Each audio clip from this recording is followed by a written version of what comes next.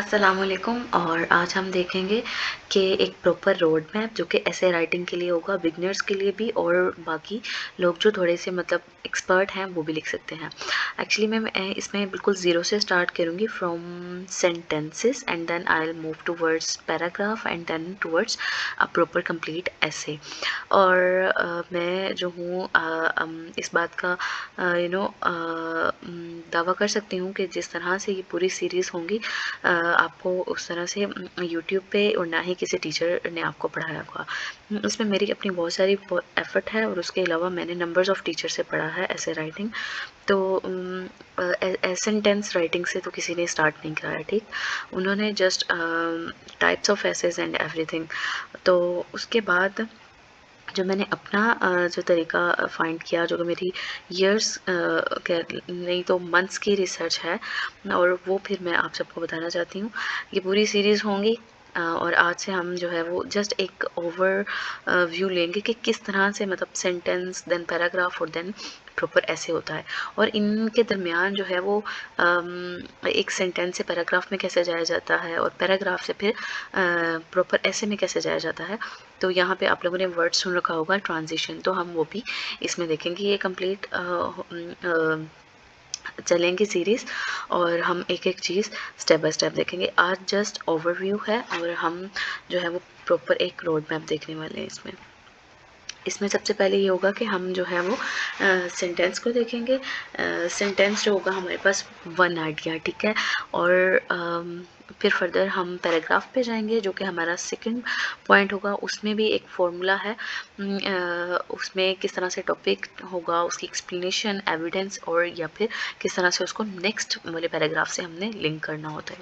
फिर देन हमारा पैराग्राफ जब लिखना आ गया तो देन होता है ऐसे। ऐसे में जस्ट आपको इंट्रोडक्शन और कंक्लूजन जो है इसका थोड़ा डिफरेंट तरीका होता है। बाकी सारे जो 18 आपको पैराग्राफ लिखने होते हैं वो एक ही पैराग्राफ का तरीका होता है। एंड देन जो है वो इस सेंटेंस से पैराग्राफ में जाने के लिए और पैराग्राफ से ऐसे में जाने के लिए जो इम्पोर्टेंट चीज़ होगी वो ट्रांजिशंस होंगे, ठीक है।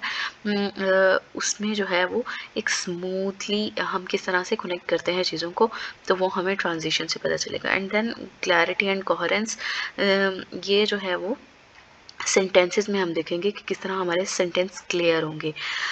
इसमें भी अभी मैं थोड़ा सा आपको आगे भी एक्सप्लेन करती हूँ, और वन बाय वन हम अपने ईच सेंटेंस को देखेंगे कि किस तरह एक सेंटेंस जो कि सेंटेंस तो है लेकिन वो एक क्लियर और सेल्फ एक्सप्लेनेटरी सेंटेंस नहीं है, तो वो देखेंगे।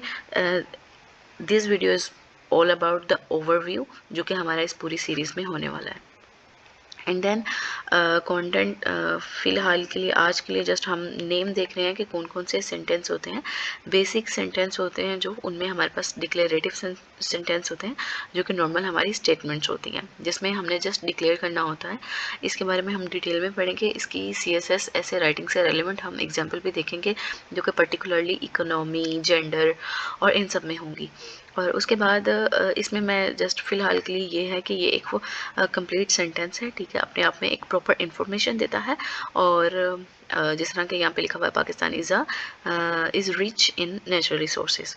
सो नेक्स्ट हमारे पास है इंट्रोगेटिव सेंटेंस। ये जो है क्वेश्चन मार्क वाले sentence most of the time जो है हम हुक जो ऐसे ही बनाते हैं ना फर्स्ट पैराग्राफ में, वहाँ पे यूज़ हो रहे होते हैं।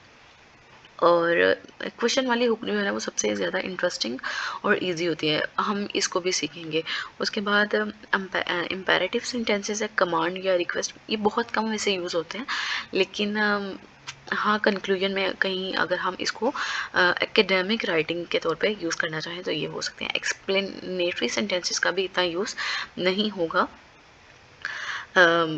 लेकिन अगर कोई सेइंग है जैसे किसी की हमने कोई कोट लिखनी हो तो उसमें मोस्ट ऑफ द टाइम इस तरह के सेंटेंसेस आ जाते हैं, तो वहाँ पे हम इसे यूज़ कर सकते हैं। इसमें जो है वो सिंपल आपका जो आपके इमोशंस हैं ना उनको एक्सप्रेस किया जाता है। और या फिर आप जो है वो इसको हुक में भी यूज़ कर सकते हैं ये वाले सेंटेंस को, तो हम उसको भी देखेंगे। फ़िलहाल के लिए जस्ट आज की वीडियो में जस्ट हम नेम ऑफ द सेंटेंसेस देखेंगे, और नेक्स्ट जो वीडियोस होंगी वो हर सेंटेंस पे वन बाय वन होंगी विद रेलिवेंट एग्जांपल। जितने भी हमारे CSS के वो थीम होते हैं ना, जो कि 12-15 थीम होते हैं जो कि सर आरिफ हैं, डॉक्टर आरिफ, उनके अकॉर्डिंग अगर हम वो 12 या 15 थीम जो उन्होंने बताए हुए हैं, I have noted on my notebook, तो मैं आप लोगों के साथ वो भी शेयर कर दूँगी। फिर उसके बाद स्ट्रक्चर के लिहाज से जो हमारे पास होते हैं ये बहुत इंपॉर्टेंट है। ऐसे राइटिंग में ये वाली जो चीज़ें हैं, ये वाले सेंटेंसेस हैं, ये बहुत ज़्यादा इंपॉर्टेंट है और कंप्लीट ऐसे इन्हीं सेंटेंसेस के अराउंड रिवॉल्व कर रहा है। इसमें सिंपल, कम्प्लेक्स, कंपाउंड कम्प्लेक्स हैं।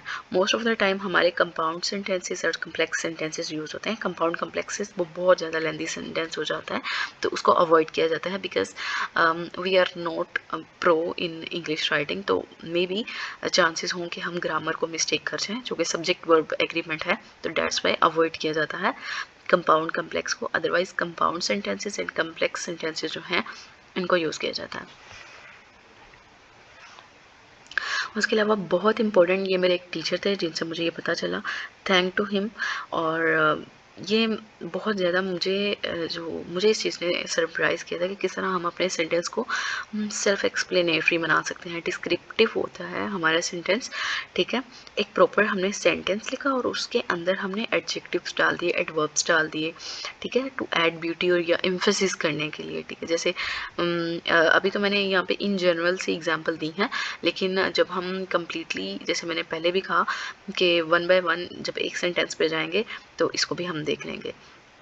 द ब्यूटीफुल, जैसे ये एग्जांपल है, the beautiful vibrant garden looked peaceful. तो यहाँ पे ब्यूटीफुल जो है हमने एक एडजेक्टिव डाल के एक प्रॉपर बता दिया उस गार्डन के बारे में, वाइब्रेंट डाल के ये दो वर्ड्स हमने यूज़ किए और उस गार्डन के बारे में बताया कि वो इस तरह ये है, यानी कि वो ब्यूटीफुल है और वाइब्रेंट है, दैट्स वाई वो पीसफुल है। तो किस तरह से मतलब उसका पीसफुल होना वो एडजेक्टिव लग जाने की वजह से मतलब एक्सप्लेन हो रहा है, खुद ब खुद ही हमें पता चल रहा है। और उसके बाद ही स्पोक कामली एंड पोलाइटली, तो वो बोलता तो है लेकिन उसके बोलने का अंदाज कौन सा है, काम है और पोलाइट है। सो इस तरह से ये वाले सेंटेंस ये बहुत ही इम्पोर्टेंट है। आई डोंट थिंक सो कि किसी टीचर ने ये टेक्निक बताई हो। इतना ये बताया नहीं जाता क्योंकि most of the time focus जो होता है वो ओवरऑल जो है वो ऐसे राइटिंग पे होता है, सेंटेंसेस को पकड़ा नहीं जाता। फिर उसके बाद मॉडिफाइड सेंटेंसेस होते हैं। डिस्क्रिप्टिव सेंटेंसेस को का दूसरा नाम ही हम मॉडिफाइड सेंटेंसेस रख देते हैं बाज़ दफ़ा, यानी कि वो मॉडिफाई कर रहे होते हैं सेंटेंस को। ये डिस्क्रिप्टिव सेंटेंस ही हैं, उसी का दूसरा नाम मॉडिफाइड है सेंटेंसेस है। उसके बाद अगर हम समरी में देखें तो ओवरऑल जो है जो हमारे डिस्क्रिप्टिव सेंटेंसेस हैं तो उनमें एडवर्ब्स या एडजेक्टिव डाल के उसको मॉडिफाई कर दिया जाता है, इन्हांस कर दिया जाता है, आपको बता दिया जाता है कि ये चीज़ें हैं, इस तरह से हैं और ये उसके आउटकम्स हैं। और आज के लिए जो है वो इतना ही है। ये एक ओवरव्यू था कि किस तरह हमने पहले सेंटेंस को सीखना है, सेंटेंस से फिर हमने ट्रांजिशन करनी है, फिर हमने पैराग्राफ राइटिंग पे जाना है, फिर पैराग्राफ टू पैराग्राफ कनेक्शन देखना है and then introduction and conclusion. So इस तरह से हमारा जो है वो एक पूरी एक बिगनर टू प्रो लेवल की एक सीरीज़ चलेंगी वन बाय वन। और जो है आई होप सो ये आपको बहुत इंटरेस्टिंग लगेंगी एंड आई होप कि आप इसे पसंद करेंगे।